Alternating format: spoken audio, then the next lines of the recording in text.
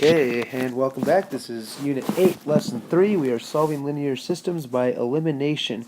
Okay, and your objective is to use elimination to solve a system of linear equations. Okay, so far we've learned about solving systems by graphing and by substitution, and this is our third and final method. Okay, and probably the one that a lot of you will like the best, or at least I know this is my favorite of the three. So let's go ahead and get started.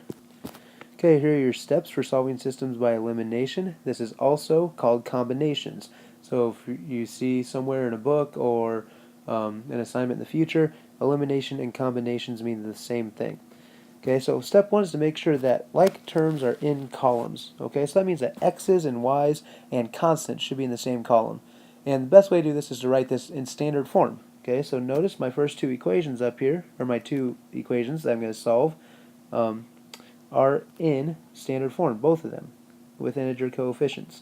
Okay, so we want to make sure they're in columns. So I got x's in the same column, y's in the same column, and constants in the same column. Okay, so I'm just going to go ahead and rewrite this, because this is what our equation should look like.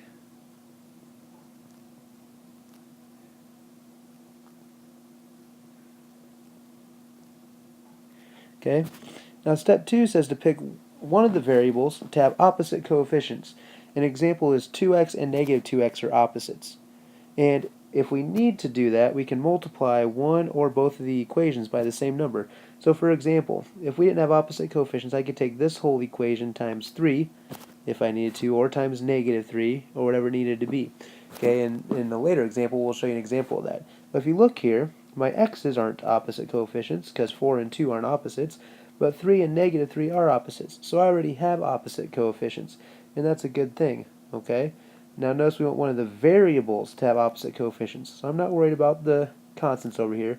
My variable terms need to have opposite coefficients. So step 2 is already done. Okay, I don't need to do anything with it. So I'm just going to rewrite this. Now you don't need to keep rewriting things like I am. Okay, I'm just showing you what the steps are like while I explain them. So again, we have right here opposite coefficients. Okay, that's what we want. Now the next step is to add the equations from step 2, and if we did this correctly, step 1, step 2, we should be able to eliminate one variable, hence the name eliminations, okay, or combinations. We're combining these two equations. So here's what this looks like now. We'll rewrite the equations down here. And 2x minus 3y equals 8. Now we could change this to adding the opposite if we wanted to. At this point in the year, I'm not too concerned about it because I know that we understand that these things are opposites of each other. Okay, so what we're going to do is combine these two equations. We're going to add them together.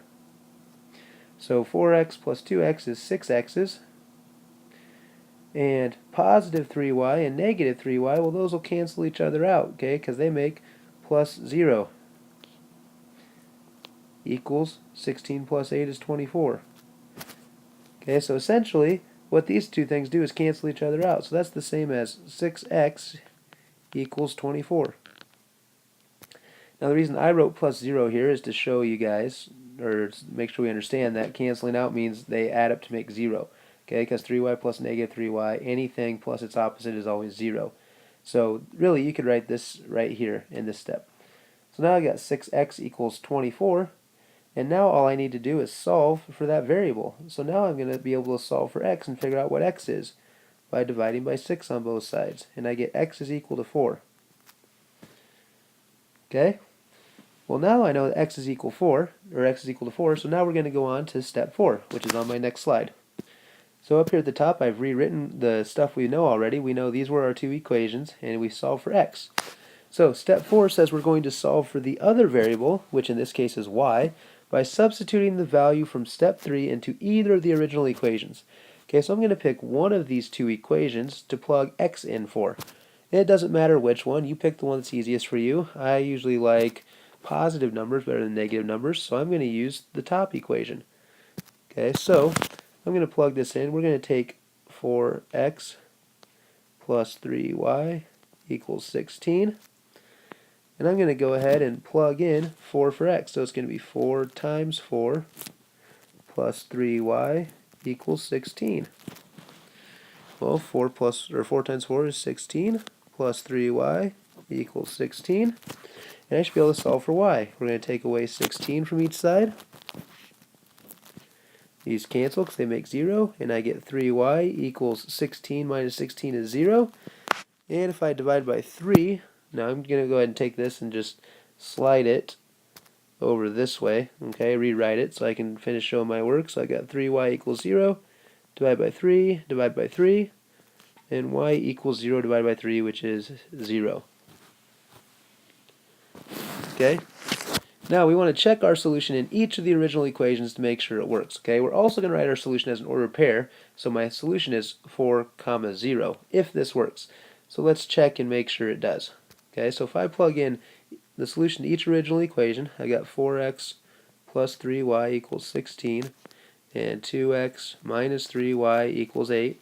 Remember, our solution of 4, 0 has to work for both equations, not just one of them. Okay, so 4 times 0, and you'll notice here Mr. Ayers made a mistake, so we need to make sure we are careful as well, because it does happen sometimes. My x is 4, so it should be 4 times 4 plus 3 times 0 equals 16.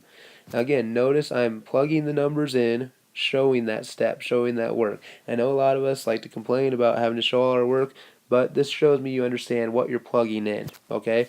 And it's not very hard to go ahead and go from here. So we should get 16 plus 0 equals 16, and 16 equals 16. Yes, it works out. Okay, next one. 2 times 4 minus 3 times 0 equals 8. 2 times 4 is 8, minus 3 times 0 is 0, and 8 equals 8. So my solution works. Okay, so my solution is 4, 0 for that system. Alright, and let's go on to some more difficult examples. Okay, so here's our example that we've solved. This will be our third time solving this example with the 3 different methods. Okay, so you can kind of see how they all work together to get the same result.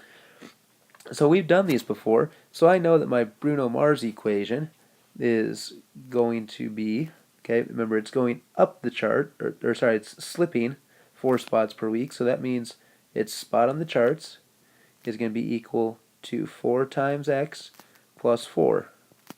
Okay, because reminder, slipping means its number is increasing, so it's going up. That's why we have a positive slope. So slipping 4 spots a week in this case means getting a higher number. And then it started at number 4. Then our other equation was the Mumford & Sons spot. It's going up an average of 4 spots per week, so that's negative 4x. And it started at 36. Okay. First thing we need to do is make sure that we've got our variables lined up in columns. Okay. Well, here we do. So we could technically go ahead and just solve this. Now standard form always works for this, but notice my y's are in the same column, my x's are in the same column, and my constants are in the same column, so that's okay. So I'm going to just go ahead and look next for, do we have opposite coefficients? Well, my y's are 1 and 1, those are not opposites, but 4 and negative 4 are already opposites. Okay, so I can go ahead and just combine these right away. Well, y plus y is 2y, 4x plus negative 4x, those just cancel, and leave me with 4 plus 36, which is 40.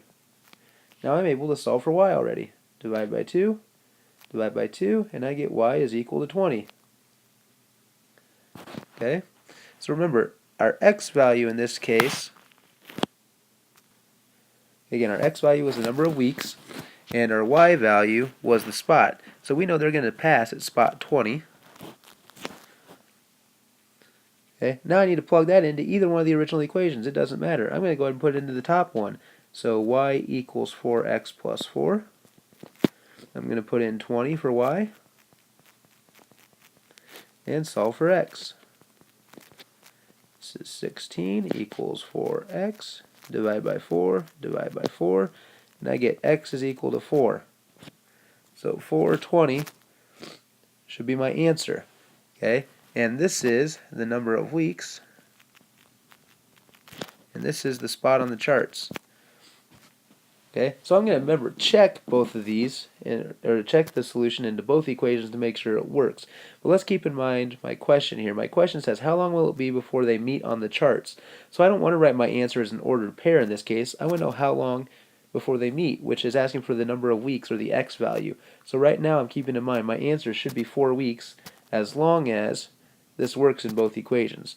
So if I plug into the top equation, if I say my y value of 20 equals 4 times 4 plus 4. And I'm actually going to, rewrite the original equation above it.